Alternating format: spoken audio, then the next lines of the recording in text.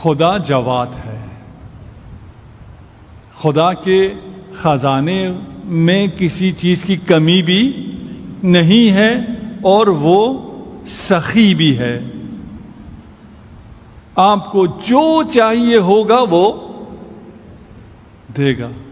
اگر یہ 5 صفات آپ کے ذہن میں رہیں تو آپ کے سارے مسائل حل ہیں، اور اگر پھر بھی نہیں مل رہا ہے تو اس کی وجہ یہ ہے کہ ہم نے اپنا ظرف الٹا رکھا ہوا ہے،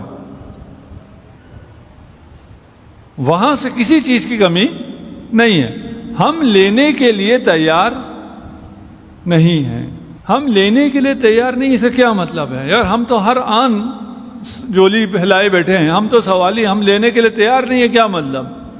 ایک حدیث ہے، اس سے سمجھانے کی کوشش کرتا ہوں۔ پہلے میں اس حدیث کو بیان کر چکا ہوں، شاید کچھ لوگوں کے لیے جدید ہو۔ ایک شخص امام رضا علیہ الصلوۃ والسلام کی بارگاہ میں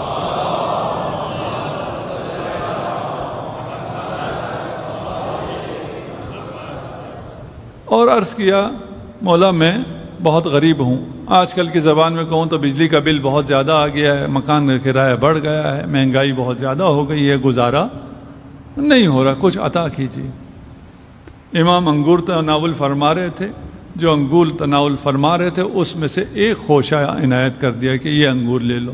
اس نے انگور لیا، کہا امام میرے بجلی کا بل، میرے گھر کا کرایہ، میرے بچوں کی فیسیں، میرے پاس کھانے کو نہیں ہے، آپ نے مجھے انگور دے دی، اسے میں کیا کروں گا؟ امام نے جواب نہیں دیا۔ وہ انگور کا خوشہ روایت میں نہیں ہے، اس نے واپس رکھا یا اپنے ہاتھ میں رکھا، سائڈ میں جا کے بیٹھ گیا۔ دوسرا شخص آیا، اس نے امام کو سلام کیا اور کہا امام میں آپ کی زیارت کے لیے آیا ہوں، آپ کا بہت شکریہ، آپ نے مجھے زیارت کا موقع دیا۔ امام نے ایک انگور توڑا، اسے دے دیا۔ اسے جب انگور ملا اس نے کہا امام آپ کا شکریہ، میں تو آپ کی زیارت کے لیے آیا تھا، آپ نے تو مجھے انگور بھی عنایت فرما دیا، میں یہ انگور لے کے جاؤں گا، اسے پانی میں ڈالوں گا، اس پانی کو متبرک کروں گا، اپنے پورے گھر والوں کو وہ پانی پلاؤں گا۔ امام نے خوشہ عنایت فرما دیا۔ کہا امام آپ کا بہت شکریہ، اب تو مجھے پانی متبرک کرنے کی ضرورت نہیں ہے، اب تو میں ہر شخص کو ایک ایک انگور دے دوں گا، میں کہوں گا میرے مولا نے مجھے دیا ہے، میرے مولا کا تبرک ہے، آپ کا بہت شکریہ۔ جب اس نے ایسا کہا امام نے وہ تس جس میں انگور تھے وہ سب اسے دے دیے۔ اس نے کہا مولا آپ کتنے کریم ہیں، آپ نے تو میرے پورے محلے کا مسئلہ حل کر دیا، میں جاؤں گا کہوں گا مولا کے پاس گیا تھا، تبرک لایا ہوں، میں اپنے ہمسایوں میں بھی تقسیم کروں گا۔ مولا نے فرمایا کاغذ قلم لاؤ۔ کاغذ قلم آیا، لکھا یہ انگور جس باغ سے ہیں یہ باغ اس کا ہوا۔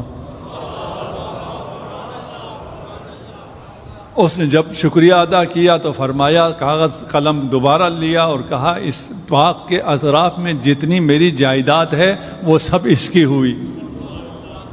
آپ خوش ہوئے؟ ایک ناراض ہوا ہے۔ کون ہے وہ؟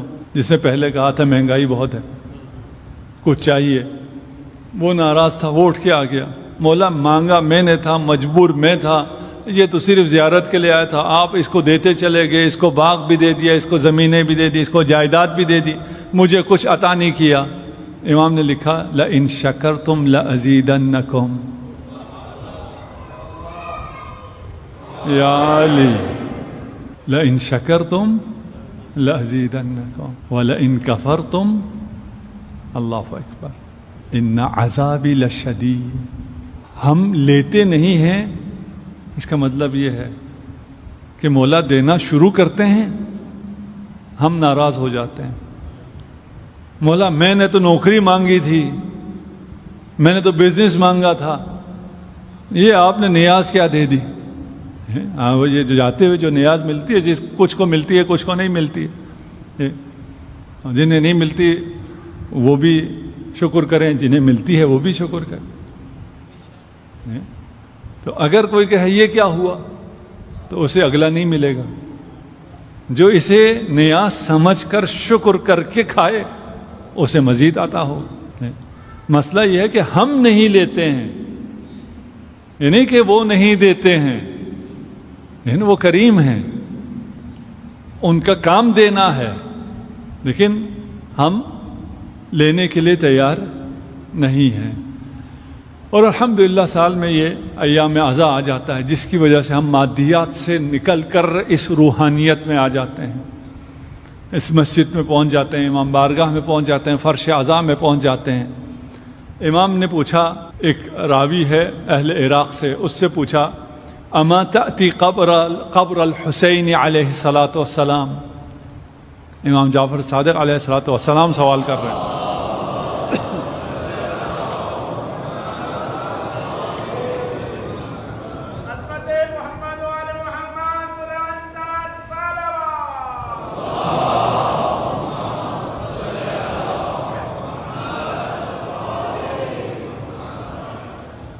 پوچھا تم امام کی زیارت کے لیے کربلا جاتے ہو؟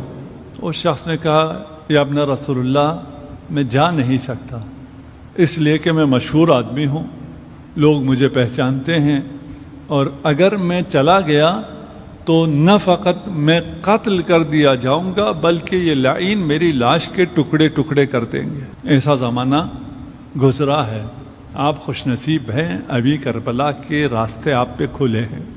جو جوان ہیں ان کو نہیں معلوم، ہم اپنی عمر میں، میری ولادت نجف کی ہے، اس کے بعد ایک عرصہ گزرا صدام لعین کا، لوگ جا ہی نہیں سکتے تھے، عتبات کی زیارت ممکن نہیں تھی۔ اب یہ آسان ہو گئی، اب یہاں سے آپ کی ڈائریکٹ فلائٹ ہے اسلام آباد سے نجف، 3.5 گھنٹے میں آپ نجف پہنچ جاتے ہیں۔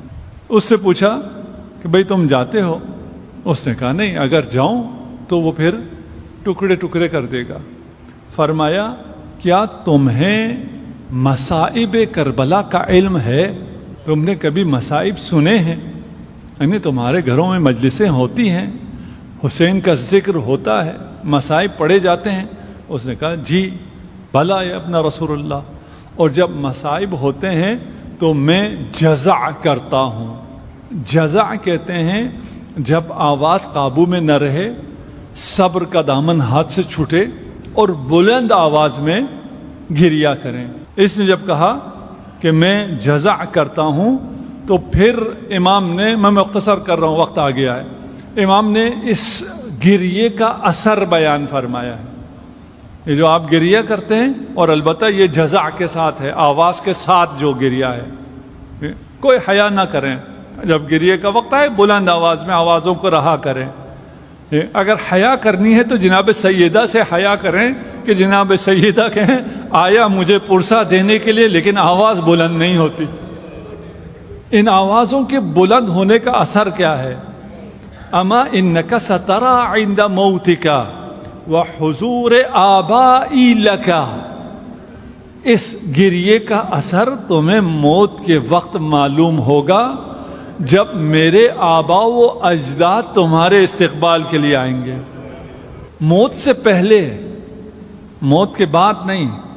اپنی عمر کے آخری ایام میں والد صاحب اس حدیث کو بہت بیان فرماتے تھے کہ مومن موت سے پہلے اس سے پوچھا جائے گا، اس کو اس کا مقام دکھایا جائے گا جنت میں، اور اس سے پوچھا جائے گا آگے جانا ہے یہیں رہنا ہے۔ روایت کہہ رہی ہے اس گریے کا اثر یہ ہے کہ پنجتن تمہارے استقبال کے لیے آئیں گے، اور پنجتن ملک الموت سے کہیں گے اس کا خیال کرنا، یہ حسین کا عزادار ہے۔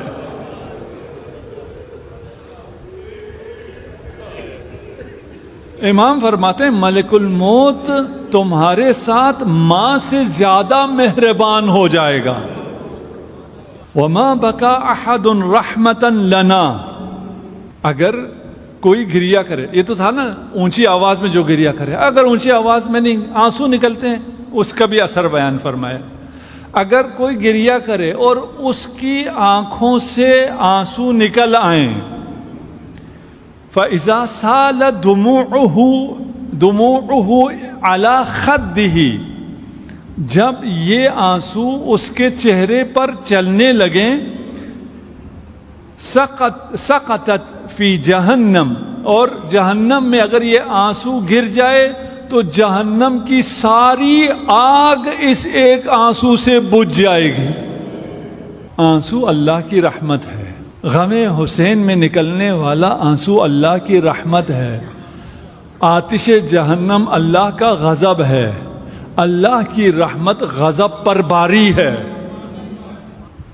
پھر فرمایا کہ یہ جو عزادار ہے، یہ جو آج تم گریہ کر رہے ہو نا، کل جو سب گریہ کر رہے ہوں گے اس وقت تم خوش ہوگے. اپنی موت کے وقت اسے خوشی ہوگی، اہل بیت کی زیارت سے خوشی، ملک الموت جو ماں سے زیادہ مہربان ہے اس سے خوشی، آتش جہنم خاموش ہے اس سے خوشی. ایسی خوشی ہوگی کہ وہ خوشی اس کی تب تک قائم رہے گی جب تک اسے دیکھ کر حوض کوثر خوش نہ ہو جائے. قیامت کے دن ہر چیز شعور رکھے گی، کوثر آپ کو دیکھ کر خوش ہو جائے گی. یہ عزادار جامعۃ الکوثر میں جا کے آنسو بہاتا تھا. ما من عین بکت لنا الا نعمت بالنظر الی الکوثر. ہم پر آنسو بہانے والی آنکھوں کا صلہ یہ ہے کہ اس کے سامنے حوض کوثر آئے گا.